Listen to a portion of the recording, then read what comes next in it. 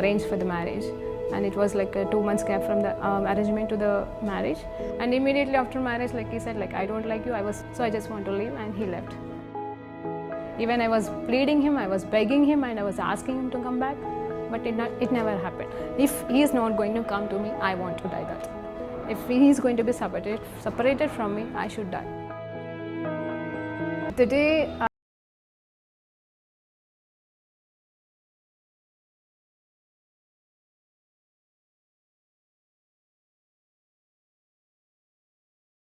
you are not going to do that.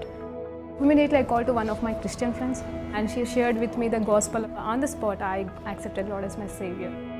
The next moment, I felt free from the burdens and all kind of thoughts, and everything left me. Praise lord అండి. దేవునికి మహిమ కలుగును గాక. ప్రార్థన చేసుకుందాం. పరిశుద్ధ గొప్ప దేవా, నీకు స్తోత్రం, స్తుతి, మహిమ, ఘనత, ప్రభావం చెల్లించుకుంటున్నాం నాయన. ఈ సమయంలో ఉన్న పాటను మీ పాద సన్నిధికి వచ్చేటకు మీరు మాకు ఇచ్చిన గొప్ప ధన్యతకే వందనాలు ప్రభా.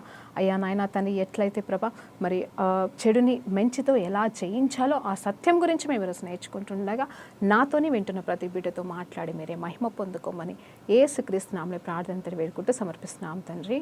ఆమేన్. ప్రైజ్ లార్డ్ అండి. దేవునికి మహిమ కలుగును గాక. మరి ఈరోజు దేవుడు మనకిస్తున్న వాక్యాంశం ఏంటంటే ఓవర్కమింగ్ ఈవిల్ విత్ గుడ్ అండి.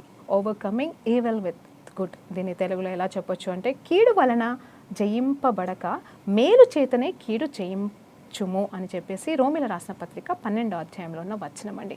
హల్లెలూయా. కీడు వలన మరి జయింపకుండా మేలు చేతనే కీడును జయించడి. ఎంత చక్కటి మాట అండి. చాలామంది ఈ మాటని ఓవర్టేక్ చేసేసుకొని వెళ్ళిపోతూ ఉంటారు. ఎవరు మనకి ఏంటి, మన స్వార్థం అనేది మనకి చాలా ప్రాముఖ్యమైనది. మన రక్తంలో ఇమిడిపోయిందండి నిజం చెప్పాలంటే. మనము మనిషి అంటే స్వార్థం, మనిషి అంటే నేను, నా స్వభావం. సరే అండి, ఆ సెల్ఫ్ రైచియస్నెస్, నా స్వభావం గురించి మనం వేరే మెసేజ్లో మళ్ళీ నేర్చుకుందాం. అయితే ఈరోజు ఏమి చెప్పాలనుకుంటున్నానంటే, ఎలా చెడుని మనము జయించగలము మంచితో. అది కూడా ఎలా జయించగలము అంటే, మరి మంచి ఏంటి చెడు ఏంటి అంటే కూడా మనకు తెలియాలి కదా. మంచి అంటే ఏంటండి, ఎవరి గురించి చెడు ఆలోచించకపోవడమే, ఎవరి నాశనము కోరుకోకపోవడమే. ఒకవేళ మనకు ఎవరైనా అన్యాయం చేసినా పోనీలే దేవుడే చూసుకుంటాడని కనీసం దేవునికి అప్పచెప్పడమే.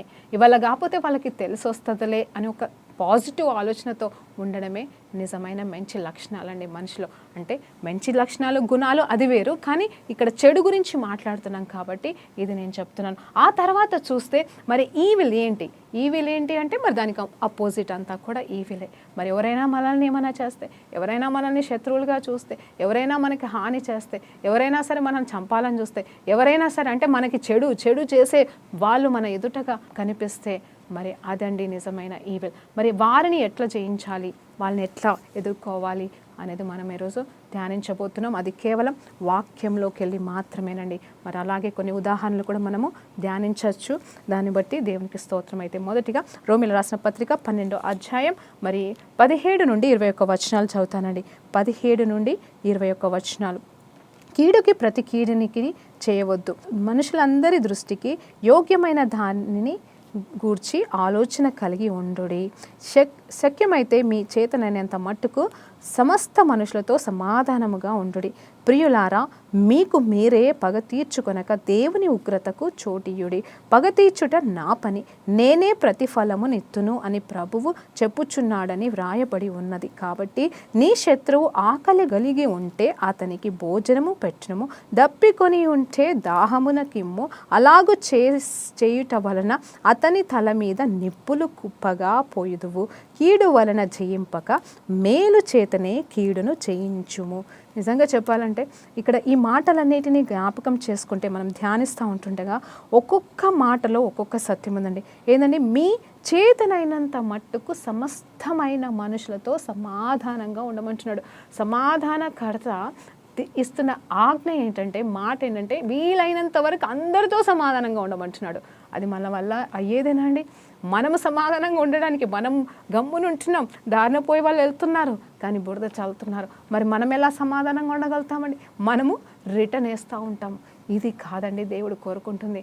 అయినను మౌనంగా ఉండి, ఒకవేళ వాళ్ళు మనకి ఏమైనా హాని చేస్తున్నారని తెలిస్తే వెంటనే వారి కోసం మీరు ప్రార్థన చేయడం ఆరంభించండి. చూడండి ఎలా అనేది నేను 4 మాటలు చెప్తున్నాను. ఎలా అంటే, forgiving others who harmed you. మొదటిగా ఎవరైతే నీకు హామీ చేశారో, అంటే మీకు బాధ పెట్టి ఉన్నారో, కీడు చేశారో, వారిని మొదటగా మీరేం చేయాలంటే క్షమించండి. రెండో స్టెప్ ఏంటంటే వాళ్ళ కోసం ప్రార్థన చేయండి. ఎందుకు తెలుసా అండి, కేవలం వట్టిగా ప్రార్థన చేయొద్దు దయచేసి. ప్రార్థన ఇలా చేయమంటున్నాను అంటే రక్షణ నిమిత్తం ప్రార్థన చేయండి. వాళ్ళ రక్షణ ఉన్న వాళ్ళైనా సరే, మరి ఎందుకు నవ్వుతున్నాను అంటే రక్షణ ఉన్న వాళ్ళకి కూడా మరి నిజంగా ప్రేమించడము, క్షమించడం తెలియట్లేదని. అది ఎవరము కాదు, మనమే, క్రైస్తవులమే. మరి అన్యులకైతే ఇవన్నీ ఏమీ తెలియదు, అయినా వాళ్ళు ప్రేమిస్తారు, కరెక్ట్గా క్షమిస్తారు, పోనీ అని వదిలేస్తారు. నిజం చెప్తున్నానండి, పగవాళ్ళు కనిపించినా మళ్ళీ మాటలు కలుస్తారు. చంపుకున్నా సరే ఏదో ఒక టైంలో మళ్ళీ కలుస్తున్నారండి అన్యులు. కానీ క్రైస్తవులకి మాత్రం ఆ బుద్ధి రావట్లేదు. ఎందుకంటే సాతాను అంతగా మోసం చేస్తుంది మనల్ని. మరి ఈ విషయంలో మనం జాగ్రత్తగా ఉండాలి. వాళ్ళ కోసం ప్రార్థన చేయండి. కేవలం వారి కోసం అంటే వారు నాశనం అయిపోవాలి, వారు పాడైపోవాలని కాదు, కానీ వారిలో మార్పు తెండి ప్రభువా. వారు మంచిగా ఉండటకు సహాయం చేయండి. వారేం చేస్తున్నారో వారికి తెలియదని స్టెఫన్ లాగా, యేసు ప్రభులాగా క్షమించే ప్రార్థన చేస్తూ, అన్నిటికంటే ప్రాముఖ్యం ఏంటంటే అయ్యా వీళ్ళందరూ చూడండి, గొప్ప ప్రార్థన, ప్రభా నా శత్రువులు కూడా నాతో పాటుగా పరలోకంలో ఉందురు గాక. నేను రక్షణ పొందుకున్నానయ్యా, నాకు ఆ కృపనిచ్చావయ్యా. కానీ నా శత్రువులు, నేను సాతాను గురించి మాట్లాడట్లేదు, సాతాను ఈజ్ ఎక్సెప్షన్ అండి, అతని గురించి కాదు. కానీ సాతాను చేత వాడబడుతున్న మన బంధువర్గాలే కావచ్చు, మనుషులే కావచ్చు, తెలిసిన వాళ్ళే కావచ్చు, తెలియని వాళ్ళే కావచ్చు, వారి కోసము మనం ఏమని ప్రార్థన చేయాలంటే ప్రభా వీళ్ళంతా నా శత్రువులాగానే ఉన్నారు, కానీ వారు మాత్రము రక్షణ పొందుకోవాలి, రక్షణలోకి రావాలని ప్రార్థన చేయాలి. అంత మాత్రమే కాదు, సాధ్యమైనంత వరకు వాళ్ళకి సహాయం చేయండి. నేను వాక్యంలో గురించే మాట్లాడుతున్నానండి. సాధ్యమైనంత వరకు వాళ్ళకి సహాయం చేయండి. వాళ్ళకి ఆపర్చునిటీ వచ్చినప్పుడు సహాయం చేయండి. విడిచిపెట్టకండి, వదిలిపెట్టకండి. మాకేంట్లే బాగైందని వదిలిపెట్టకండి. మీకు చేయగలిగితే, అంటే మీరు చేయగలిగితే, మీ వల్ల అయితే వారికి సహాయం చేయమని దేవుని పేరిట మీకు మనవి చేస్తున్నాను. ఆ తర్వాత మరి శత్రువులను సైతం ప్రేమించండి. ఎలా అయితే మరి గతంలో మనము మాట్లాడుకున్నట్టుగానే మరి ప్రేమ అన్నిటినీ కప్పుతుంది కాబట్టి, అన్ని పాపాలని కప్పుతుంది, అన్ని దోషాలని కప్పుతుంది కాబట్టి, వారి దోషాలని కప్పడానికి నీ ప్రేమని ఆయుధంగా వాడుకో. నీ ప్రేమని బట్టి వారిని ప్రేమించు. నీ ప్రేమ ఎలా ఉండాలంటే వారిలో మార్పును తీసుకురాగలగాలి. అది మనం చేస్తున్న నిజమైన సువార్త అండి. సువార్త అంటే ఏంటి? సేవ అంటే ఏంటి? మనలాగా ఇతరులు రక్షించబడాలి, అందరూ పరలోకానికి వెళ్ళాలి అనే తపన ప్రతి క్రైస్తవుడు అంతరంగంలో ఉంటుందండి. కానీ అది మరి ఆచరణలో పెట్టలేడు. సేవకులైతే సేవ చేస్తారు, ప్రార్థన పరులైతే ప్రార్థన చేస్తారు. కానీ సామాన్యంగా బ్రతికే క్రైస్తవులు వాళ్ళు ఏంటంటే లోకంలో ఉన్న వారితో సమానంగా బ్రతుకుతూ పగ ప్రతీకారాలు అనుకుంటూ పని పాటల్లో మునిగిపోయి మరి వాళ్ళు ఏం చేస్తున్నారో వాళ్ళు చేయకుండా సండే మట్టుకే చర్చికొచ్చి అలా ఇలా బ్రతుకుతూ ఉన్నారండి. అలా ఉండడానికి వీలు లేదు. ప్రతి ఒక్కరూ పరలోకంలో ఉండాలనేదే దేవుని ప్రణాళిక. ఎంతకాలంలో మన కోరిక అంటూ ఇంకేం ఉండకూడదు. ఇక్కడ కళ్ళు మూస్తే పరలోకంలో నేను కళ్ళు తెరుస్తానా లేదా అనేదే మనము నిజముగా మరే తెలుసుకోవాల్సిన విషయం. నిజంగా ఆ స్థితి అనేది ప్రతి బిడ్డకి కలగాలని నేను కోరుకుంటున్నానండి. కీడుకు ప్రతి కీడు అని చేయవద్దు అని మాట్లాడినాం కదండి. అందరితోనూ సమాధానంతో ఉండుడి. చూడండి, ఇదే మరి సమాధానంగా ఉండడం అంటే మీకు మీరే పగ తీర్చుకొనక దేవుడి ఉగ్రతకు లోనవ్వండి. చూడండి, ఇక్కడ అంటే అప్పచెప్పండి, ఆయనకు అప్పచెప్పండి అంట. ఒక మాట అడుగుతాను, దేవుడైతే ఉగ్రతని ఇవ్వడండి. మనుషులకు అంత ఈజీగా ఆయన శత్రువులుగా చూడడు. మనుషులను ఎప్పుడు కూడా శపించడైనా మనుషులని మార్చడానికే ప్రయాసపడతాడు. దానికి నీ సహాయం దేవునికి అవసరం. అవునండి, ఒకవేళ నువ్వు విడిచిపెడితే దేవుడు చూసుకుంటాడు. గతంలో నేను చెప్పాను కొన్ని ఉదాహరణలు ఏంటంటే మరి నా వల్ల తప్పు లేకపోయినా నా మీద నింద వచ్చినప్పుడు నా బాధలో నేను గమ్మున బయటకు వచ్చాను. కానీ కొన్ని సంవత్సరాల తర్వాత మరి వారికి ఒక శిక్ష అనేది వచ్చినప్పుడు దేవుడు ఎందుకు ప్రభా వాళ్ళకి ఇది అని, అసలు అంటే వాళ్ళకి ఏమి జరిగిందన్న విషయం, వాళ్ళు నాకు ఏం చేశారనేది కూడా నేను మర్చిపోయాను. కానీ వాళ్ళ పరిస్థితి బాగలేదని తెలిసినప్పుడు నేను ప్రార్థన చేస్తుంటే పరిశుద్ధాత్మ దేవుడు గతములో ఇది చేశారు కదా అందు నిమిత్తము అంటే ఏంటి ప్రభా, నాశనానికి అప్పచెప్తున్నావా? అది నేను కోరుకున్నానా? నువ్వు క్షమించమన్నావు కదా, నేను క్షమిస్తే నువ్వు క్షమిస్తానన్నావు కదా ప్రభా, మరి ఇది ఏంటి ప్రభా అంటే అవును నువ్వు క్షమించేశావు, నేను కూడా క్షమించేశాను, కానీ వాళ్ళు మారలేదు కదా.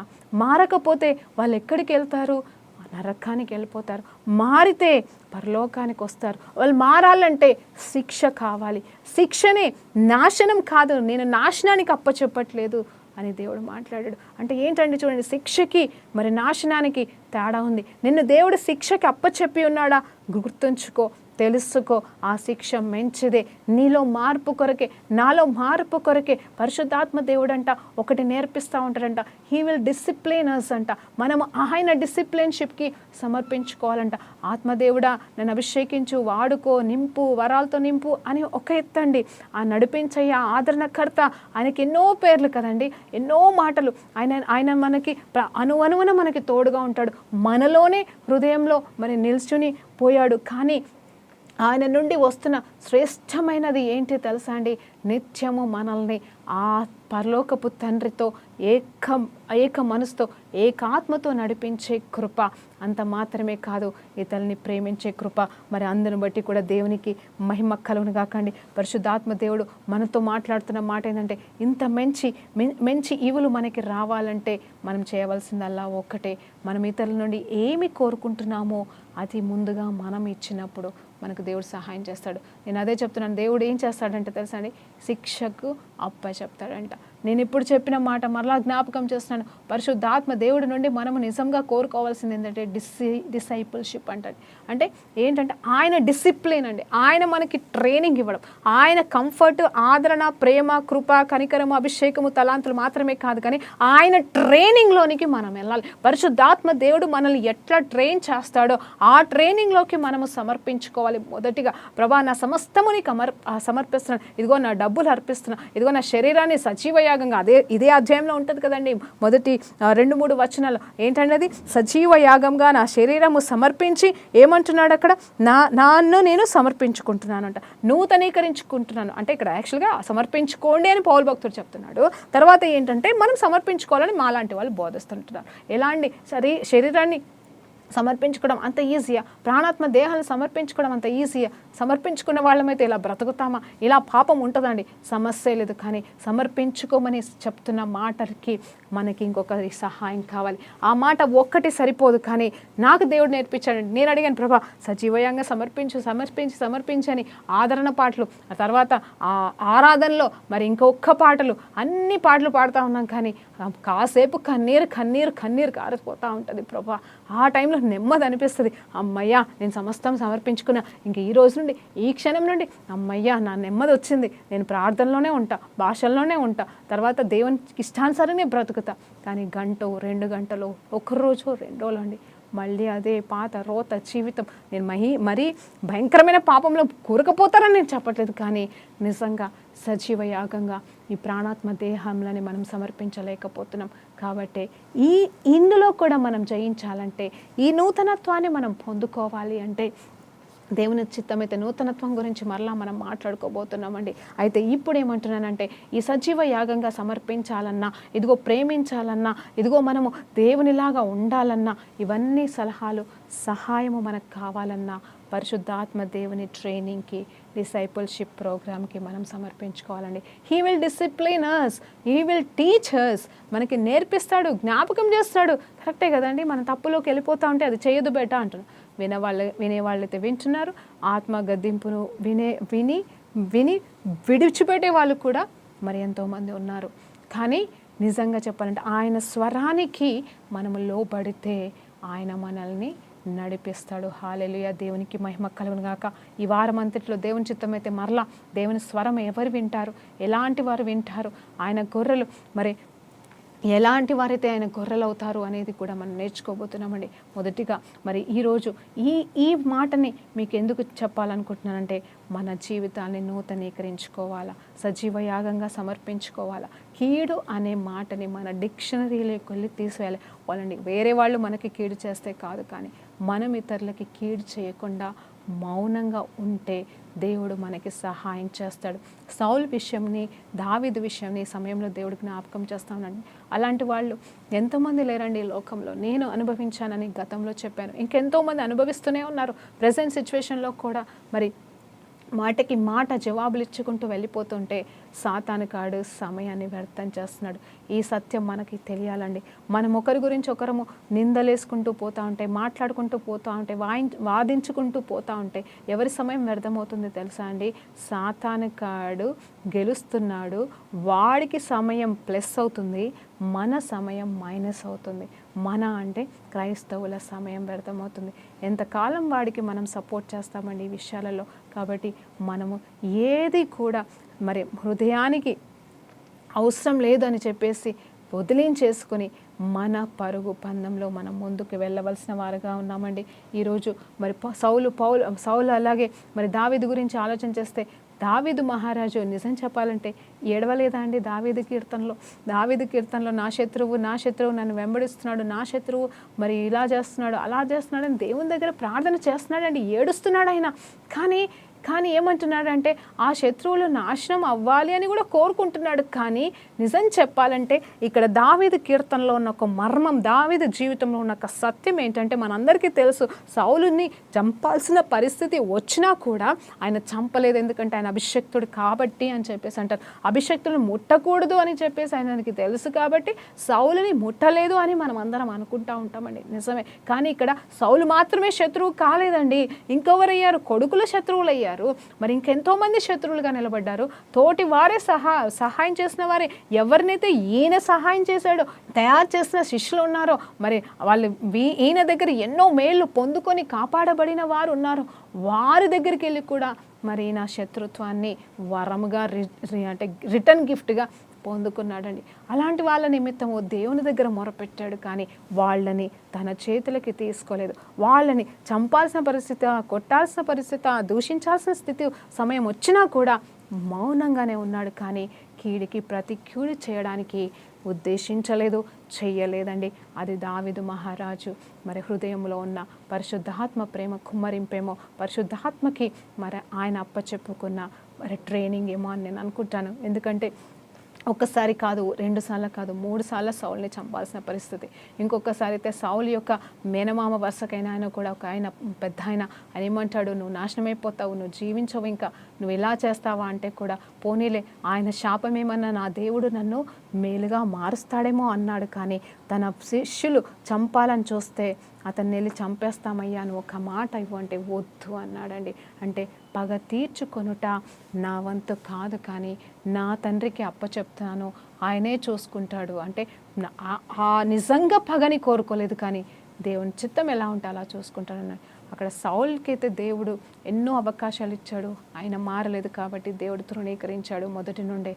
కానీ మారిన వాళ్ళకైతే దేవుడు సహాయం చేసి ఉన్నాడండి. ఈ రోజు వరకు మనము మారే లిస్ట్లో ఉందాం. ఎందుకంటే కొత్త నిబంధనలో మనం ఉన్నాం. చాలామంది మారట్లేదండి, నేను గమనిస్తూనే ఉన్నాను. మళ్ళీ కొత్త కరోనా అంటున్నారు, పాత కరోనా అంటున్నారు, ఇంకేదో అంటున్నారు. ఇవన్నీ కాదండి, రాబోయే కాలంలో ఇంకా భయంకరమైనవి, కరోనా కంటే కూడా భయంకరమైనవి వచ్చినప్పుడు మన జీవితాలకి ఇలా మాట్లాడుకునే పరిస్థితి కూడా రాదు, ఇలా స్వరంలో వినే పరిస్థితి కూడా కాదు. నేనేమై ఉన్నానో నేను ఒక్కదాన్నే అన్నట్టు జీవించాల్సిన గడ్డు కాలము త్వరలో రాబోతుంది. అప్పటి వరకు మనం జీవించకుండా ఉంటే మేలని నేను అనుకుంటున్నాను. ఎందుకంటే అవన్నీ చూసే శక్తి, అవన్నీ భరించే మనస్సు, అంటే తట్టుకునే గల మనస్సు కానీ హృదయం మనకు ఉండదండి. అంటే మనం అసలు అవన్నీ అనుభవిస్తుంటేనే చచ్చిపోయేంత వారం అయిపోతూ ఉంటాం. కాబట్టి మనము ముందుగా కీడుని మరి తొలగించుకొని పవిత్రంగా జీవించగలిగితే ఇవన్నీ కూడా తప్పించబడతాయని దేవుడు మాట్లాడుతున్నాడు. అవును, మనం మారితే ఇవన్నీ కూడా ఆపేస్తాడు దేవాది దేవుడు. మనము పరిశుద్ధంగా మారిపోతే ఇంకేం కావాలండి? దేవుడు ఇవన్నీ అంత్యకాలంలో వస్తాయి అంటే ఎందుకు వస్తాయని చెప్పాడండి. ఎప్పుడైనా ఆలోచన చేశారా? ఎందుకు రావాలి అసలు ఇవన్నీ? ఆయన ప్రేమించిన లోకంలోనికి ఇవన్నీ ఎందుకు అనుమతిస్తాడు? ఆయన వెర్రివాడు కాదండి. ఆయన ఏంటంటే తన బిడ్డలను శిక్షించాలని ఒకే ఒక ఆలోచన, నాశనానికి అప్పచెప్పే ఉద్దేశం కాదు. శిక్షించాలి అంటే ఒక్కొక్క రోజు మరి కావాలంటే మన స్కూల్ డేస్లో, కాలేజ్ డేస్లో జ్ఞాపకం చేసుకుంటే స్కూల్ డేస్లో శిక్ష ఒకలాగా ఉంటుంది, కాలేజ్ డేస్ శిక్ష ఇంకొకలాగా ఉంటుంది. మరి స్కూల్ డేస్ శిక్ష ఎట్లా ఉంటుంది చెప్పండి? మరి కొడతారు, వాల్ చైర్ వేపిస్తారు, పనిష్మెంట్లు రకరకాలుగా ఉంటుంది. కర్రతో కొట్టుతారా, లేకపోతే ఇంకా వేరే పనిష్మెంట్లా ఉంటాయి. మరి పెద్దవాళ్ళు అయిపోతున్నా కూడా వాళ్ళని కొట్టరు కాబట్టి, మ్యాన్ హ్యాండ్లింగ్ ఉండదు కాబట్టి వాళ్ళకి అసైన్మెంట్ అనే పనిష్మెంట్ ఉంటుంది, లేకపోతే డీబార్ అనే పనిష్మెంట్ ఉంటుంది, మరి లేకపోతే డిస్మిస్ చేయడం, లేకపోతే ఫీజుకి డబల్ ఫీజులు కట్టడం, అలాంటి పనిష్మెంట్లు ఇస్తూ ఉంటారు. అలాగే అంటే నిజం చెప్పాలంటే కొడితే ఏముందండి, దెబ్బ తాకుతుంది, కాసేపు ఏడుస్తాం, పోతుంది, అయిపోయింది, చిన్న శిక్షే. కానీ మరి పెద్దగైన తర్వాత వచ్చే శిక్షలు మనం కొట్టేంతగా ఉండకపోవచ్చు, కానీ డీబార్ అయిపోతే పరిస్థితి ఏంటి, డిస్మిస్ అయిపోతే పరిస్థితి ఏంటి, డబుల్ కట్టాలంటే లేనివాడి పరిస్థితి ఏంటండి? ఆలోచన చేశారు ఎప్పుడైనా? అంటే శిక్ష పెరుగుతుందండి. మనం అనుకుంటాము ఇది పెద్ద శిక్షే కాదని, టైంపాస్ చేసినట్టుగా ఉంటుంది చూసే వాళ్ళకి, వినే వాళ్ళకి, అనుభవించే వాళ్ళకి. కానీ నిజం చెప్పాలంటే అది పెద్ద శిక్ష. హల్లెలూయా, దేవునికి మహిమ కలుగుగాక. ఆ పిల్లలు భరించరేమో, కానీ ఆ ఫీజు కట్టాల్సిన వాళ్ళు, మరి వాళ్ళ చదువు వ్యర్థమైపోతే, వాళ్ళ చదువు సంవత్సరం అంతా వేస్ట్ అయిపోతే బాధపడేది కష్టపడి చదివిస్తున్న పిల్లల పేరెంట్స్ అండి. అంటే ఎవరికో ఒకరికి భారం అయితే ఉంటుంది కదండి. అలాగే ఇప్పుడు కూడా మనల్ని శిక్షకి అప్పచెప్పినా మరి ప్రాబ్లం ఎవరికి అవుతుందో తెలుసా అండి? నిజంగా దేవునికే బాధ, దేవునికే వేదన. అయ్యో నా బిడ్డలను కష్టపడుతున్నారు, అయ్యో నా బిడ్డలను శిక్షిస్తున్నానే, కానీ అయినా కూడా మారతారేమో ఒక చిన్న ఆశ. ఏంటండి అవన్నీ ఎందుకు చేస్తారు? మారడానికే, సరి చేసుకోవడానికే. కాబట్టి అదే శిక్షలు పెద్ద శిక్షలుగా మన లోకం మీదకి రాబోతున్నాయండి. మనం సంసిద్ధంగా ఉండవలసిన వారంగా ఉన్నాం. అదే ఒకవేళ ముందుగానే మారితే, హల్లెలూయా, ముందుగానే మారితే ఇవన్నీ దేవుడు అనుమతించడు సరికదా, భూలోకం పరలోకంగా మార్చబడుతుంది. హల్లెలూయా. ఆయన నేర్పించిన ప్రార్థన లేదా అండి? ఏమంటున్నాడు? పరలోకంలో ఏ రీతిగా ఉందో ఆ రీతిగా భూమి మీద చూడాలని ఆయన కోరుకున్నాడు, ఆయన ఆశ పడుతున్నాడండి. ఆదాము కోల్పోయిన మహిమ, ఆదాము కోల్పోయిన నిజమైన పరిశుద్ధత జీవితం మాత్రమే కాదు, కానీ ఆదాముతో ఎలా నడిచాడో, అవునండి, ఆ రీతిగానే ఈ లోకంలో దేవాది దేవుడు నడవాలనేది ఆయన చిత్తం. అంతేకాని నూతన యెరూషలేము ఏదో రావాలి, అవన్నిటి గురించి ఆయన నిజమైన తలంపు లేదండి. నూతన యెరూషలేము తయారు చేయాల్సిన అవసరం లేదు, ఇంకొక నూతన భూమి రావాల్సిన అవసరం లేదు. పరలోకం ఏ రీతిగా ఉందో భూమిపైన అలా మార్చాలనేది ఆశతోనే పరిశుద్ధాత్మ దేవుడు యేసు ప్రభు ద్వారా మనకి, ఈ లోకానికి, శిష్యులకి నేర్పించిన ప్రార్థన, పరలోకములో ఏ రీతిగా ఉందో భూలోకంలో అలా ఉండును గాక అని, ఆ రీతిగానే ఉండాలని దేవుడు కోరుకున్నప్పుడు, ఆ ప్రార్థన మనకి నేర్పించినప్పుడు ఇవి వస్తాయి అవి వస్తాయని ఎందుకు చెప్పాడు తెలుసా అండి? అవి శిక్ష రూపంలో అనుమతించబడినవి మాత్రమే. అందరూ అంటూ ఉంటారు, దేవుడు నిజంగా మంచోడైతే ఇలా ఎందుకు చేస్తున్నాడు, అలా ఎందుకు చేస్తున్నాడు. అన్యులు అడిగితే అర్థం ఉందండి, అన్యులకి తెలియక అడిగితే అర్థం ఉంది, కానీ క్రైస్తవులు సైతం అడుగుతున్నారు. ఎందుకంటే ఇది చదివితే కదండి తెలుస్తుంది. ఇది చదవరు, దేవుడని పోతారు, ఒక వారానికి ఒక్కసారి వెళ్తారు చర్చికి, లేకపోతే వీళ్ళు చెప్పిన మాటలు వింటారు, వాళ్ళు మాట్లాడుకున్న న్యూస్లు చూస్తారు. ఆ లోకమంతా ఎలా ఉంది అంటే వాళ్ళు ఏదో అనుకున్న దాన్ని బట్టి అదంట అనేది స్థిరమైపోతుంది. కానీ అసలు నిజంగా ఏంటి, సత్యం ఏంటి, అసలు ఏం జరుగుతుంది, దేవుడు ఏం అనుకుంటున్నాడు, మనుషులు ఏం కోరుకుంటున్నారు అనే ఆలోచనలు మాత్రం ఏ మనుషుడు కూడా లక్ష్య పెట్టట్లేదండి. హల్లెలూయా, దేవునికి మహిమ కలుగును గాక. లోకంలో ఒక కొత్త ఫోన్ వచ్చిందంటే దాని వైపు పరిగెడతా ఉంటారు, కానీ ఒక కొత్త మరి దేవాది దేవుడు మర్మం ఇచ్చాడంటే ఎంతమంది పరిగెడుతున్నారండి? ఆ మర్మం నిమిత్తం, ఆ సత్యం నిమిత్తం ఎంతమంది పరిగెడుతున్నారు? ఈరోజు నిజంగా చెప్తున్నాను, దేవాది దేవుడు ప్రతి విధమైన కీడు ఆయన బైబిల్లో చెప్పినవన్నీ కూడా ఆపి వేయగల శక్తి గల దేవుడు. ఎన్నో రాబోతున్నాయని, వస్తాయి అంతే కాలంలో, అవి గుర్తులు సూచనలు అని చెప్పినంత మాత్రాన నిజమే అవి జరగాల్సిన అవసరం లేదండి. దేవునికి మహిమ కలుగును గాక. ఈ లోకంలో ఉన్న వాళ్ళంతా మారిన ఎడల ఆ శిక్షా విధిని దేవుడు తప్పిస్తాడు. ఎందుకంటే ఆల్రెడీ ఆయన మనుషుల నిమిత్తం శిక్ష వెల చెల్లించాడు, శిక్ష పొందాడు, అలాగే వెల చెల్లించాడు. కాబట్టి ఆయన మనల్ని ఇంకొకసారి శిక్షకు అప్పజెప్పాల్సిన అవసరం లేదు. నాశనం కోసం ఆయన మరలా దిగి రావాల్సిన అవసరం లేదు. కానీ ఆయన కోరుకున్నదల్లా పరిశుద్ధత కలిగిన జీవితం మనకి ఇవ్వాలని కోరుకుంటున్నాడు. కాబట్టి మనం మారుదామా? ఇప్పటికైనా మారుదామా? పక్కోళ్ళతో కంపారిజన్ కాదండి, వీళ్ళు కాదండి, నీ గురించి నువ్వు కంపారిజన్ చేసుకో. నీకు దేవుడికి మధ్యలో ఉన్న వాటిని తొలగించుకుంటూ ముందుకు వెళ్ళిన ఎడల మరి దేవుడు సహాయం చేస్తాడండి. మరి దేవుని చిత్తమైతే ఇంకా ముందుకు సాగేటప్పుడు మరి దేవుడు ఎలా మాట్లాడబోతున్నాడో చూద్దాం. పరిశుద్ధాత్మ దేవునికి మహిమ కలుగును గాక. ఈరోజు ఈ అంశాన్ని బట్టి నేను మరలా మీ అందరి కోసం చివరిగా ప్రార్థన చేయాలనుకుంటున్నాను. అవును, అసలు అన్నిటికీ మూలం ఇదే కదండి, మంచి చెడే ఫలాల గురించే మొదలైంది కదండి స్టోరీ అంతా కూడా.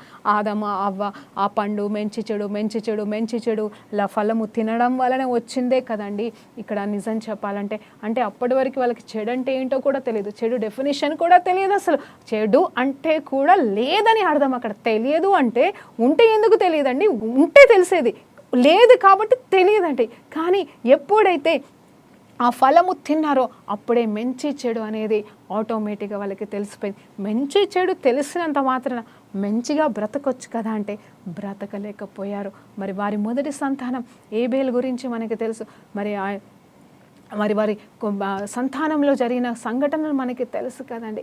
వాళ్ళు ఏం చేశారు, ఒకరైతే మరి మంచిగా బ్రతకడానికి ప్రయాసపడ్డారు కానీ తొందరగా చనిపోవాల్సి వచ్చింది. అలాగే ఇంకొకరు ఏం చేశారు, మరి వాళ్ళు చెడుగా బ్రతికారు, అంటే చెడు ఫలం అనేది వారిలోనికి వచ్చింది. మరి ఇద్దరు కూడా ఆదాము అవ్వ నుండి వచ్చిన వారే, వాళ్ళిద్దరిలో ఉన్నది ఒకే రక్తము, దేవుని స్వరూపంలోనే వారు పుట్టి ఉన్నారు, దేవుని బిడ్డలే, దేవుడికే మనవళ్ళైపోయారు. కానీ ఒకరిలో మంచి ఉంది, ఒకరిలో చెడు వచ్చింది. ఎలా వచ్చింది అంటే వాళ్ళకి తెలిసి ఆహ్వానించుకున్నారండి. హల్లెలూయా, దేవునికి మహిమ కలుగును గాక.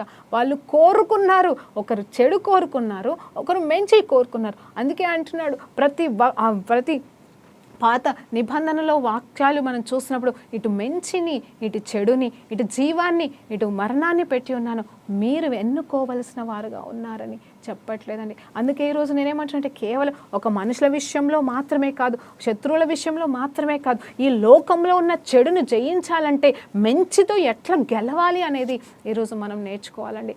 మనకు అది తెలుసండి, దాన్ని మన అంతరంగంలో దేవుడు ఆల్రెడీ పెట్టి ఉన్నాడు, మనకి తెలుస్తుంది, కానీ మనం పాటించలేని స్థితిలో ఉన్నాం. అందుకే మిమ్మల్ని కోరుకుంటున్నాను, పరిశుద్ధాత్మ దేవుని డిసైపుల్షిప్కి మనం సమర్పించుకుందాం. ఏ ట్రైనింగ్కో మీరు సమర్పించుకోవాల్సిన అవసరం లేదు. కేవలం చూడండి, ఫోన్ గురించి మాట్లాడతాను ఒక నిమిషం. ఏంటంటే ఫోన్ చేతికి వస్తే కాసేపు ఆడుకోవాలంట, ఎందుకంటే ఫోన్ వాడడం రాదు మనకి. కొత్త ఫోన్ వస్తే అప్లికేషన్స్ మారిపోతూ ఉంటాయి, ఆప్షన్స్ మారిపోతూ ఉంటాయి. ఏం లేదు, ఒక 2-3 రోజులు దాన్ని దివారాత్రులు దాన్ని ఆడుకోవాలండి. పాడేం కాదు, ఆడుకోవాలి. అంటే ఈ యాప్ ఆ యాప్ అక్కడికి ఇక్కడికి వెళ్తాయి, కానీ అప్పుడు దాని మీద మొత్తం సర్వే వచ్చేస్తుంది. అంటే దాని గురించి ఏంటని వస్తుంది, దాని హ్యాండ్లింగ్ మనం చేయడానికి వస్తుంది. మరి అలాగే వాక్యాన్ని కూడా దివారాత్రులను ధ్యానించడం మొదలు పెడితే ఏ టైంలో ఏ సందర్భంలో ఏం చేయాలో ఏం చేయకూడదో ఆల్రెడీ దేవుడైతే మనలో పెట్టి ఉన్నాడు, వాక్య రూపంలో మన ముందలా పెట్టి ఉన్నాడు, మనలో పెట్టి ఉన్నాడు. కాబట్టి మనం ఏం చేయాలంటే వాటిని ధ్యానించుకుంటూ వాటిని పాటించుకుంటూ మనం ముందుకు వెళ్ళిపోతే మనము నిజంగానే ఈ లోకంలో ఉన్న ప్రతి విధమైన చెడుని జయించగలము. దేనితో తెలుసండి, మంచితోనే. ప్రార్థన చేసుకుందామండి కాసేపు. పరిశుద్ర గొప్ప దేవా, నీకు స్తోత్రం అయ్యా. ఈరోజు ఎంతమంది అయితే ప్రభా ఏ అవసరతతో ఉన్నారో, ఏ ఆలోచనతో ఉన్నారో ప్రభా, ఈరోజు ఎంతమంది అయితే కీడుని జయించలేకపోతున్నామని బాధతో ఉన్నారో, లేకపోతే కీడుని ఎంజాయ్ చేస్తూ ఇతరులకి కీడు చేస్తూ బతుకుతున్నారో, ఎంతమంది అయితే ఈ వాక్యం విని ఉన్నారో ప్రభా, ఈరోజు వారితో మీరు మాట్లాడమని అడుగుతున్నానయ్యా. ఓ రీహల్లా మాషికందర నికాసిక తూరిహల్ల బషందర నికాసిక తూరిహల్ల హల్లెలూయా. రాజా నీకు స్తోత్రం, మహోన్నతుడా మహాగణుడా నీకు స్తోత్రం, రాజుల రాజా నీకు స్తోత్రం, పరిశుద్ధాత్మ దేవా నీకు స్తోత్రం. అవును తండ్రి ప్రభా, ఈరోజు ఎంతమంది అయితే ప్రభా నా స్వరాన్ని వింటున్నారో ప్రభా, అయ్యా నాయనా తండ్రి, నా స్వరం ఎవరెవరి చెవులకైతే వెళ్తుందో వారి చెవులు కూడా తెరవబడును గాక నైనా. దురాత్మ శక్తుల నుండి వారికి ఇప్పుడు విడుదల కలుగును గాక, అంధకార శక్తుల నుండి విడుదల కలుగును గాక. అయ్యా, ఆదాము తినడం వల్ల వచ్చిన పాపానికి బీజాలు ఇంకా ఈ బిడ్డలలో ఎవరిలో ఉన్నాయో తండ్రి ప్రభా, నాతో సహా వారందరికీ విడుదల కలుగును గాక నాయనా. నీకు స్తోత్రం. రిఖా బాలనా కాసి కందరబా. ఓ రాజా నీకు స్తోత్రమే. పరిశుద్ధాత్మదేవ డిసైపుల్షిప్ని నడిపించండి ప్రభా. నీ డిసిప్లిన్ మాకు కావాలయ్యా, నీ తర్ఫీదు మాకు కావాలయ్యా. నీ తర్ఫీదుకి మేము సమర్పించుకుంటాం అయ్యా. మా జీవితాన్ని సమర్పిస్తూ వస్తున్నాము ప్రతిరోజు ప్రభా. ఇది నా ఇష్టం కాదు, నీ చిత్తమని ప్రార్థన చేస్తున్నాము. కానీ ప్రభా, ఈ రోజు నుండి ప్రభా నాతో పాటుగా ఎక్కిపిస్తున్న ప్రతి బిడ్డల జీవితము నాయనా తండ్రి నీ శిష్యరికానికి సమర్పిస్తున్నానయ్యా. పరిశుద్ధాత్మదేవ నీకు లోబడుటకు సహాయం చేయమని వేడుకుంటున్నానయ్యా. ఈ లోకాన్ని ఏలుతున్న వాడా నీకు వందనాలు తెలియజేసుకుంటున్నాం తండ్రి. పరిశుద్ధాత్మదేవ నాయనా నీకు వందనాలు, నీకు మహిమ, నీకు ఘనత, నీకు ప్రభావం చెల్లిస్తూ యేసుక్రీస్తు నామములో ప్రార్థన తేడా వేడుకుంటూ సమర్పిస్తున్నాం తండ్రి. ఆమేన్ ఆమేన్. ప్రైజ్ లార్డ్ అండి. దేవునికి మహిమ కలుగును గాక. ఈరోజు ఒక ప్రత్యేకమైన మాట చెప్పాలనుకుంటున్నాను. ఏంటంటే నాకు వచ్చే ఎన్ని కాల్స్ వస్తాయండి, 50% మ్యారేజ్ ప్రాబ్లమ్స్లో ఉన్న వాళ్ళే కాల్ చేస్తున్నారు. మరి నేనేమంటున్నానంటే ప్రత్యేకంగా మరి అలాంటి వారు కౌన్సిలింగ్ కోసమైనా సరే మాట్లాడొచ్చు. మరి మీకు ఏ సమస్య ఉన్నా సరే మీరు కౌన్సిలింగ్ నా దగ్గర తీసుకోవచ్చు. నా దగ్గరికి రావాల్సిన అవసరం లేదండి. ఫోన్ ద్వారా మరి కింద ఇస్తున్న నెంబర్లకి మీరు కాల్ చేస్తే ఏ సమయంలోనైనా సరే మీకు అందుబాటులో ఉంటాను. ఏ రకమైన గైడెన్స్ కావాలన్నా కానీ మరి ప్రార్థన పూర్వకంగా మిమ్మల్ని నడిపించడానికి ఆత్మ సహాయంతో మరి నేను ప్రార్థన చేయడానికి సంసిద్ధంగా ఉన్నాను. కేవలం ప్రార్థన గురించనే కాదు, మీకు కావాల్సిన సలహాలే కావచ్చు. కౌన్సిలింగ్స్ అండి, మెయిన్గా కౌన్సిలింగ్స్. మరి కెరియర్ విషయంలో కౌన్సిలింగ్సే కానీ, లేకపోతే అంటే కెరియర్ అంటే మరి కేవలం లోకానుసరమైన చదువు గురించి మాత్రమే నేను అనట్లేదండి. కానీ మరి భవిష్యత్తు గురించి మీరు మరి సేవ విషయంలో కానీ, లేకపోతే ఇంకే రకమైన మరి సమస్యలతో మీరు ఉన్నారో, మీకు ఏ గైడెన్స్ లేదు, మాకు చెప్పేవారు లేరని బాధపడుతున్నారో, అలాంటి వాళ్ళ కోసము మరి నేను మాట్లాడడానికి, మీకు సలహాలు ఇవ్వడానికి ఒక అక్కగా, ఒక తల్లిగా నేను నిలబడడానికి రెడీగా ఉన్నానండి. అందరి బట్టి దేవునికి మహిమ కలుగును గాక. అందరికీ వందనాలండి. Praise the lord.